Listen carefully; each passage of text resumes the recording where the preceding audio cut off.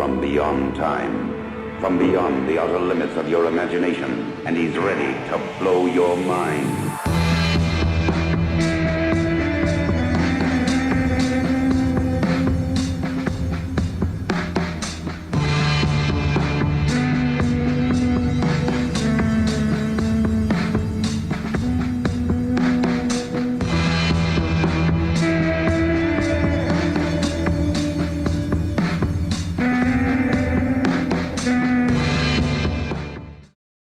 It might be sort of surprising to note, but not a lot of people are actually familiar with the fact that Sam Raimi, the man behind the original Spider-Man trilogy, was actually a director and producer for the Evil Dead franchise. Lots of people like to attribute the movie with Tobey Maguire, which makes sense because he's pretty much the face of the entire franchise. But so much of the film's personality comes from Sam Raimi's directorial skills. And to be honest, for those people who do know that he directed the Evil Dead franchise, don't actually know that he already made a dark and gritty superhero film called Darkman. And of course, he's made a slew of comedy films as well.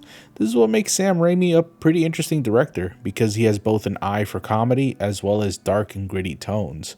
Today, I just wanted to acknowledge that eye of his, because frankly, if you're familiar with his work, you'll see a lot of his influence everywhere in the trilogy, and how ultimately he was gouged from truly expressing himself toward the end. Starting off with Spider-Man 2002, which a lot of people have remembered fondly for its lightheartedness and cheesy humor, though often people forget that this sort of directing style is Sam Raimi's signature. He loves lighting up the mood and bringing his audience back down to the ground with a harsh dose of reality. The murder of Ben Parker is very grounded and dark, with it being right after a pretty comical fight with Randy Savage. And this is just Raimi's style of directing. It can be funny at one point or downright calm, and then BAM! Fuck you, old lady. Fuck your god. I'm your god now, bitch! You'll see some of his quirks with the rise of the Green Goblin. I love this shot. It's straight up like a fucking Dracula's castle. It's so cheesy and evil. I love it.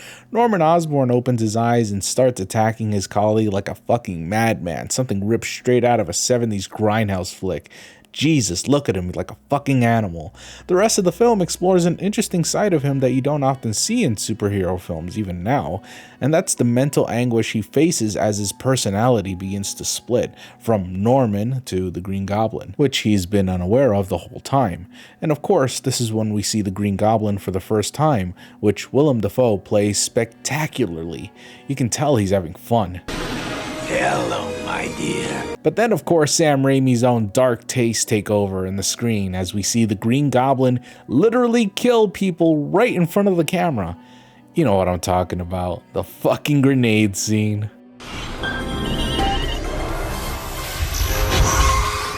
Jesus, that's brutal. Unnecessarily so. I mean, what kind of fucking grenade is that? It ripped everything off of them, like from their skin to their internal organs, their clothes. Seriously, it's just like atomized. That's horrifying to think about. Another thing you don't see every day, supervillains actually killing civilians. This is the scene that traumatized a lot of kids. I remember being freaked out by that, and I wasn't really used to seeing the bad guys do bad things. Most of the bad guys I saw in cartoons were just like assholes that just stole a penny or something, not murderers. Though the one scene that personally scared me more was the building on fire scene, which a lot of people don't really talk about. Here we see Spider-Man trying to help civilians get out of a burning building when he hears this banshee wail of a scream. That scream alone is terrifying, but when he goes inside, oh boy, he's in for a fright. Holy shit, wait, what? How? What? Why? Wait.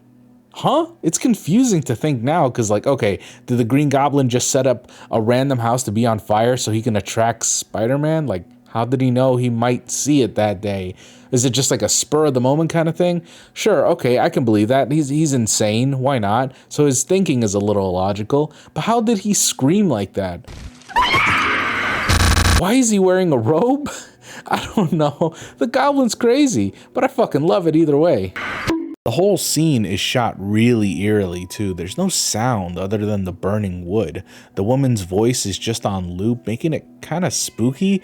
Everything's just eerily quiet. No heroic music or triumphant music, just nothing.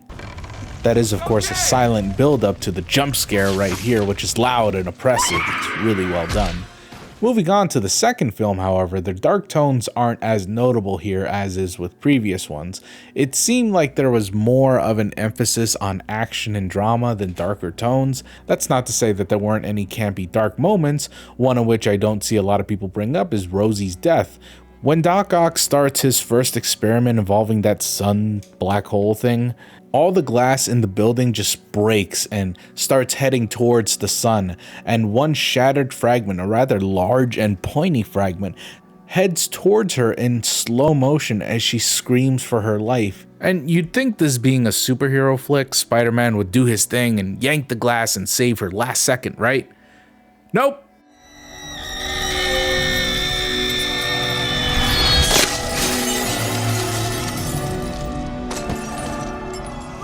Damn, that's gruesome. The squelching of her face being sliced, or her brain getting cut in half, and her body just slumping over motionless. It's really grim.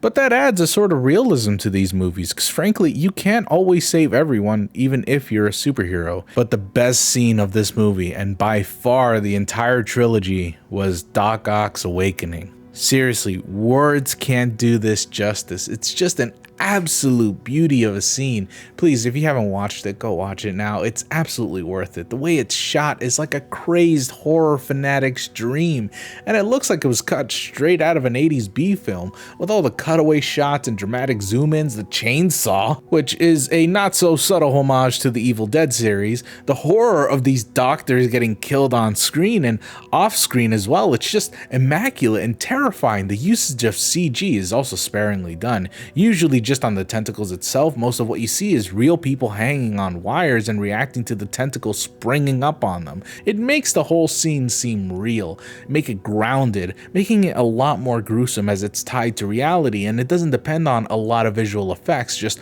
real live action and reactions.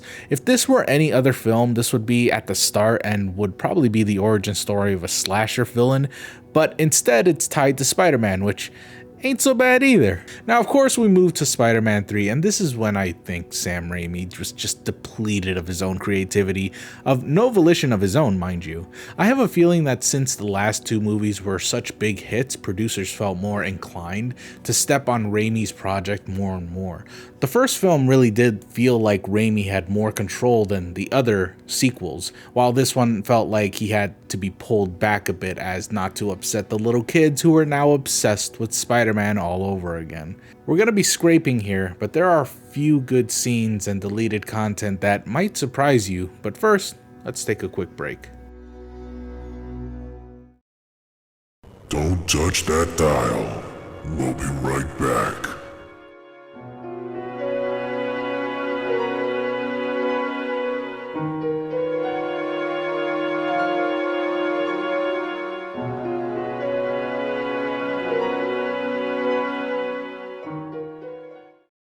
Wow, holy smokes, there's less than 2 weeks left to buy yourself a Goose Boose plush. Remember, you can do whatever you want. Get those jars ready.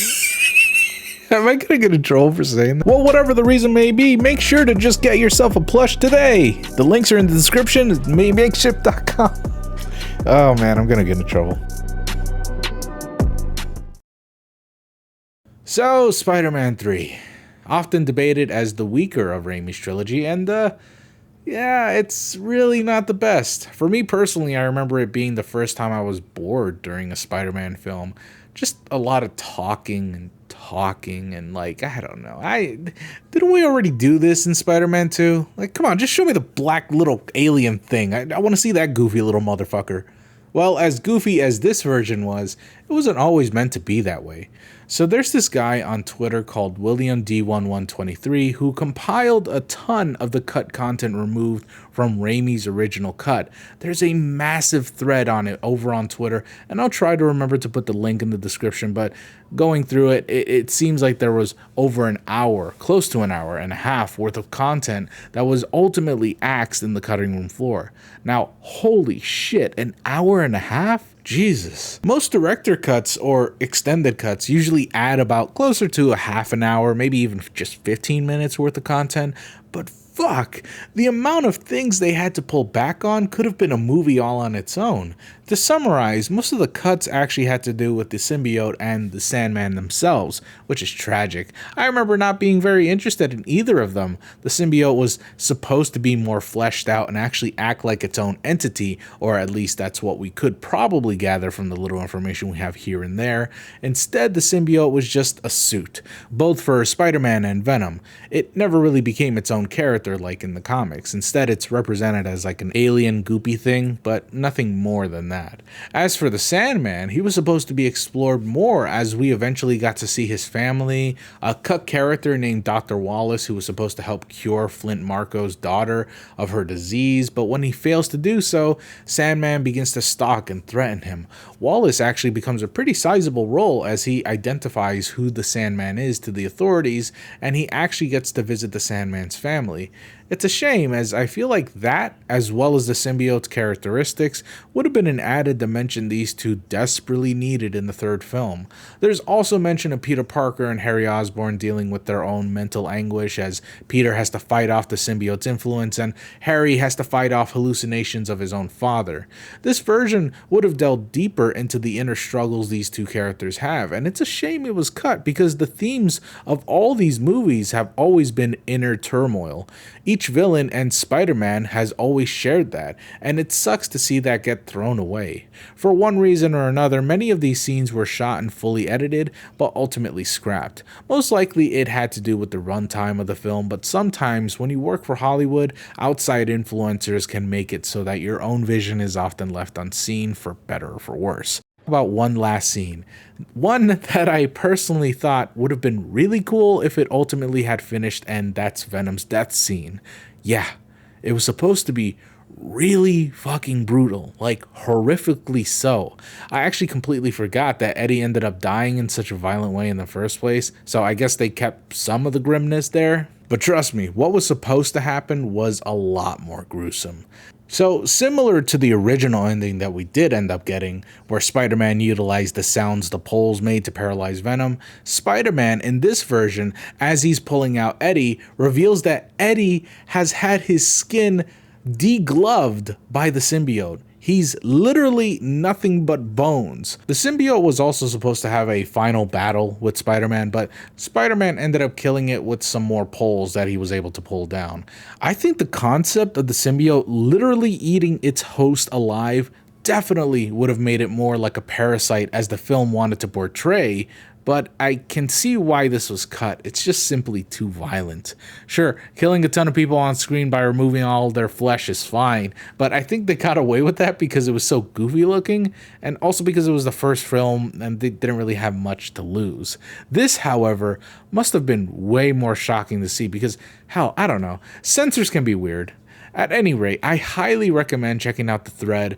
Ever since its release to the world, people have been calling out for the Sam Raimi cut to be released to the world, which, as admirable as that might be, I really doubt there's much of anything to cobble together a new extended cut of this movie, especially since most of the special effects would just never get finished, unless they reshoot a ton of other stuff and add new special effects, a la George Lucas style.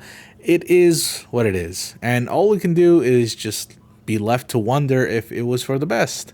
Nevertheless, the films have a unique flavor to it that I feel a lot of superhero films lack, nowadays anyways. Sam Raimi has been more of a producer now than a director, but he did come back to Marvel to direct the new Doctor Strange film with mixed results, which I think was predictable. Marvel and superheroes as a whole are just much more family friendly than they used to be. I mean, there are certainly scenes in this film that are Raimi-esque, don't get me wrong, but I still feel like part of his creativity is being hemorrhaged. Also, you guys know what scene I'm talking about, right? This one? Yeah, I'm not going to show it because I don't want to spoil it, but yeah, that was kind of cool. Well, whatever the case may be, if you like the Raimi films more or if you like the new stuff, it can't be denied that these films have a nice dark aftertaste that more comic book movies should explore. It'd probably be a nice breath of fresh air after all the fatigue lately.